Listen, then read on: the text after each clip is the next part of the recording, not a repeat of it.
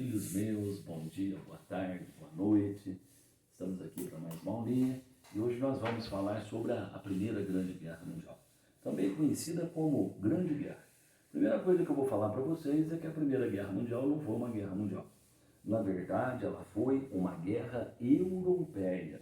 Ela é fruto das rivalidades entre as principais potências industriais e imperialistas europeias. O envolvimento das colônias europeias no conflito, mais a participação de países como o Japão, o Brasil e os Estados Unidos, que entraram na guerra lá em 1917, deram ao conflito ares de uma guerra mundial. Mas, na verdade, ela é uma guerra europeia. Não é à toa que lá na Europa ela é mais conhecida como Grande Guerra. Quais foram os fatores que levaram à Primeira Grande Guerra Mundial? Bom, eu já disse para vocês mais de uma vez, tá? Nada na história acontece da noite para o dia, do dia para a noite. Tudo leva tempo, tudo leva muito tempo. E num grande acontecimento como esse daqui, nós nunca teremos um único fator como responsável pelo mesmo. Na verdade, ele é resultado de uma conjectura de fatores. Entre os fatores que jogaram a Europa na Grande Guerra, nós temos que citar o seguinte, os mais importantes. Primeiro, a rivalidade econômica que existia entre as principais potências industriais daquela época, tá? Para falar a verdade, essa rivalidade ela era fruto da corrida industrial pela disputa de título de maior potência industrial dentro do continente europeu e uma corrida colonial que já havia iniciado lá no século XIX, quando as grandes potências europeias lançaram-se sobre África, Ásia e Oceania, no intuito do quê? De conquistarem colônias que pudessem abastecer as suas indústrias com as matérias-primas ou as fontes de energia tão necessárias à produção industrial. Também havia uma disputa por mercados, havia uma disputa por rotas comerciais, havia uma disputa por áreas estratégicas, que também está dentro desse contexto do quê? Desta corrida colonial. A rivalidade industrial mais a corrida colonial jogaram os países europeus numa verdadeira corrida armamentista. Muitos chamam isso daqui de período da paz armada. Os governos europeus passam a investir na indústria bélica e passam também a investirem na modernização e ampliação dos seus exércitos. Nesse momento aqui, muitas das conquistas, muitas das invenções, muitas das descobertas da segunda revolução industrial serão usadas agora não para o progresso da humanidade, mas sim a favor da destruição em massa. Vão ser usados o quê? Pelas indústrias bélicas da época. É nesse contexto aqui de corrida armamentista, gente, que nós teremos o quê? Que nós teremos a melhoria, tá, das metralhadoras, nós teremos o aperfeiçoamento dos submarinos, do dirigível, do avião, tá? E assim por diante. Nós teremos uma modernização surpreendente nos equipamentos militares. Alguns até alegam que a capacidade de matar da época evoluiu de maneira mais rápida do que a capacidade de pensar novas táticas militares. Por outro lado, outro fator que pesa é uma rivalidade muito grande que existia entre a Marinha Real Inglesa, a Marinha de Guerra Inglesa, que era extremamente numerosa, tradicional, e a Marinha do Kaiser, a Marinha Alemã, tá? Que numericamente não era tão expressiva quanto a inglesa, mas era moderna, tá? Havia o quê? Havia dado muita ênfase tanto à produção de encouraçados quanto de submarinos. Por outro lado, nós temos a questão balcânica, tá? Região que era o quê? Disputada tanto pelo Império Austro-Húngaro, tá? Quanto pela Sérvia. O Austro-Húngaro, o Império Austro-Húngaro, aliado da Alemanha. A Sérvia, aliada do quê? Aliada da Rússia. Tanto a Áustria quanto a Sérvia, elas disputavam o controle sobre a região da Bósnia-Herzegovina. E é inclusive ali que vai acontecer um episódio que vai acabar resultando na eclosão da Primeira Grande Guerra Mundial. O assassinato do herdeiro do Império Austríaco, o Grão-Duque Franz Ferdinando. Outro fator, a questão do Oriente Médio. Tá? Para falar a verdade, o Império Turco-Otomano já vinha numa fase muito desgastante, muito longa de decadência.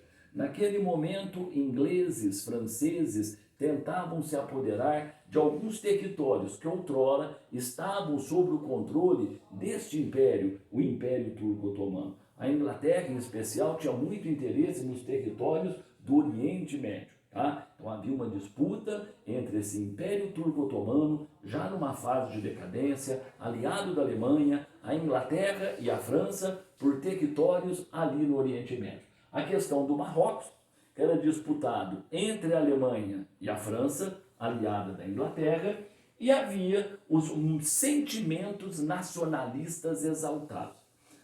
Existiam muitos povos, muitas minorias que estavam sob o governo de impérios que sonhavam com o direito de se autogovernarem. Era o caso de muitos povos que estavam sob o domínio dos austríacos, sob o domínio dos russos, sob o domínio dos turcos otomanos. Havia os movimentos nacionalistas exaltados, como o pan-germanismo, que já falava na unificação de todos os povos de origem germana, de origem ariana da Europa Oriental, sob um único grande governo alemão. Havia o pan-eslavismo defendido pelo governo russo. A Rússia se intitulava a protetora de todos os povos eslavos, e havia o revanchismo francês. Tá?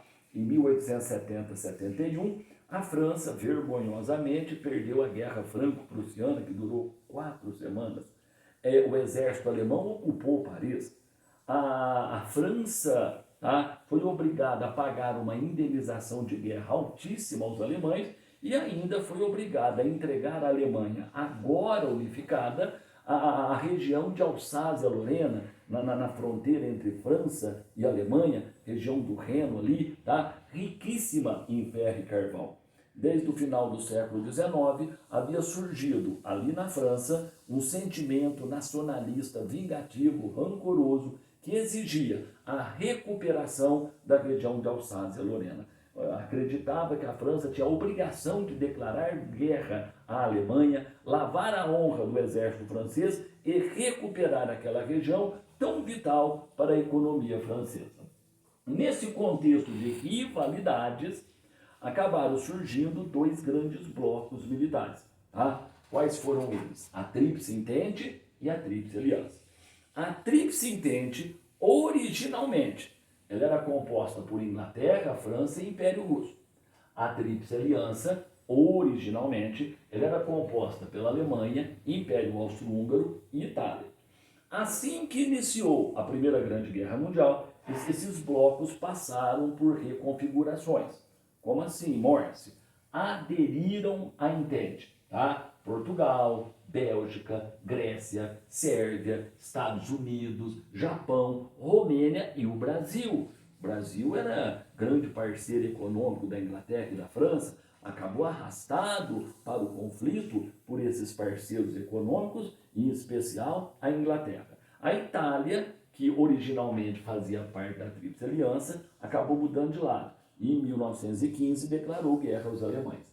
Já a Tríplice Aliança, assim que iniciou o conflito, ela perdeu a Itália, mas ela contou com o apoio do Império Turco-Otomano, volto a falar, que já se encontrava numa fase de decadência, e da Bulgária.